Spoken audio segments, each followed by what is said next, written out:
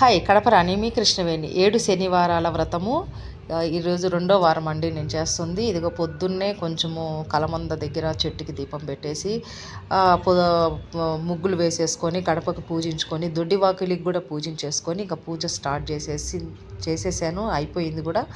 చూసారా, ఇట్లా పటానికి పువ్వులు, తులసి మాలలు మొత్తం అన్నీ అలంకరించుకొని కొంచెం నీళ్లు, మనకు చిన్న చిన్న లక్ష్మీదేవి విగ్రహాలు కానీ వెంకటేశ్వర స్వామి విగ్రహాలు కానీ ఉంటే పెట్టుకోవచ్చు. కొంచెం పెసరపప్పు, నువ్వు వంటలు వచ్చేసి నల్ల నువ్వు వంటలు, పానకము. చూసారా, ఇట్లా పానకము, కొంచెం తులసి దళము వేసి, ఇదిగో నవధాన్యాలు 7 వంటలు అన్నమాట ఇవి. పులిహోర, ఇవి చిన్న వినాయకుడిని చేసుకున్నాను పసుపు ముద్దతో.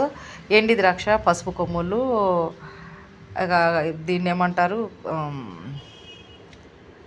అక్షంతులు, లవంగాలు, ఇంకా మిగతా అన్నిటికీ పూజకి సిద్ధం చేసుకున్నాను. 7 పళ్ళేలు అంటే 7 తాంబూలాలు వేసి 7 కాయలు. ఒక్కొక్క వారం, పోయిన వారం అరటి పండ్లతో పెట్టాను కదా, ఈ వారం జామకాయలు. ఇదిగోండి దీపాలు, పిండి దీపాలు అన్నమాట. పిండి దీపాలు చేసుకున్నాను. మీకు ఇందాక ఒకటి చూపించాను కదా లవంగాలు అవన్నీ. ఇదిగోండి మిగతా పటాలకు అన్నిటికీ కూడా మొత్తం తులసి, స్వామివారు ఉన్న చోట తులసి మాల వేసేసేసి పూలు పెట్టేశాను అనమాట. ఇక్కడ వచ్చేసేసి కుమారస్వామి, ఏడుకొండల స్వామి అక్కడ. ఇదిగోండి దద్దోజనము, పాలు, పులిహోర, నువ్వుంటలు. మనకి ఏది ఉంటే కనీసం ఒక గ్లాసు నీళ్ళైనా, ఒక పండు పెట్టినా కూడా పూజ అవుతుందండి.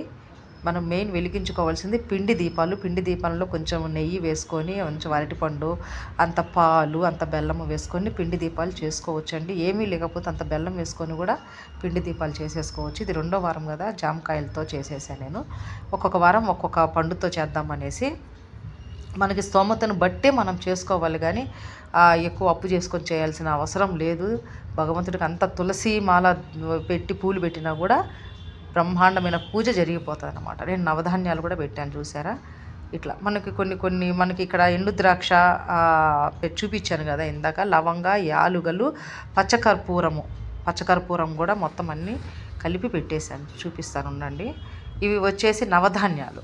చూసారా, వాళ్ళే మనకి షాపులో బయట ఇచ్చేస్తారు. ఇవి నల్ల నువ్వులతో చిమిరి, ఇది పానకము, కొంచెం యాలుగా, తులసి దళం వేసేసి దీపాలు వెలిగించేసుకున్నాను. చూసారు కదా. అక్కడ వడపప్పు, కొంచెం బెల్లం, పులిహోర, ఇదిగోనండి పాలు.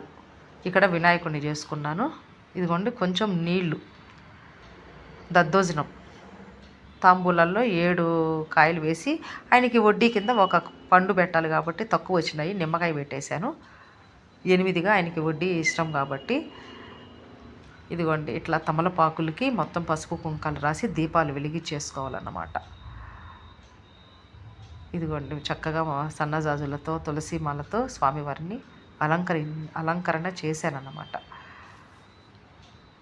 ఇదిగా మిగతా పక్కనే పాఠాలు అన్నీ ఉంటాయి కదండి, అన్నిటికీ కూడా మనం ఇలా పూజ చేసుకోవాలి.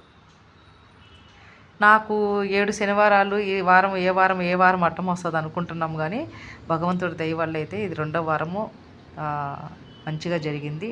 లాస్ట్ టెంకాయ కూడా కొట్టేశాను, కొబ్బరికాయ కొట్టేశాను. ఇదిగోండి అయ్యవారికి మీరు కూడా దండం పెట్టుకోండి, పెద్ద అయినా.